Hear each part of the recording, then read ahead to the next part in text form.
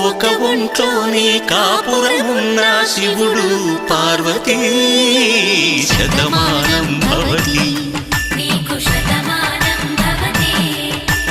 తనువులు రెండు తామొకటైన సీతారాములకి శతమానం భవతి ఒక ఒంట్లోనే కాపురమున్న శివుడు పార్వతీ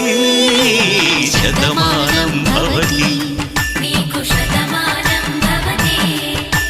తనువులు రెండు తామొకటైన సీతారాములకి శతమానం భవతి